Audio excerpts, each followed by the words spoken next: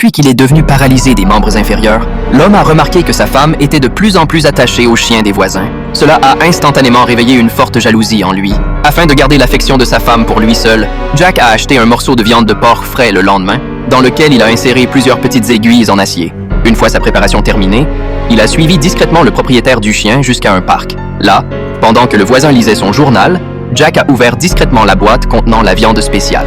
Étant donné que les deux étaient très proches, le chien a rapidement été attiré par l'odeur alléchante. Après quelques bouchées, le chien est devenu soudainement silencieux.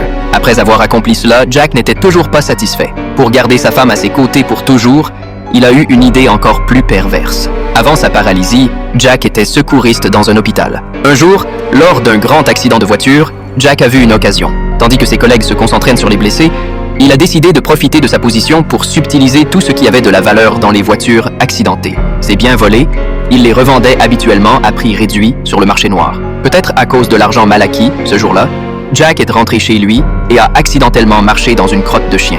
Il a aussitôt imputé la faute au voisin, car le vieux monsieur d'en face avait aussi un chien, et les aboiements nocturnes de l'animal l'empêchaient souvent de dormir. Peu de temps après, la vengeance de Jack est arrivée. Cette nuit-là, un autre accident de la route a eu lieu dans la ville. Lui et ses collègues ont été envoyés en urgence pour transporter les blessés à l'hôpital. Mais alors que la voiture était à mi-chemin, un de ses collègues, distrait par la conduite, a percuté un camion venant en sens inverse. Depuis ce jour, Jack est resté paralysé des jambes, devenant ainsi un invalide à part entière.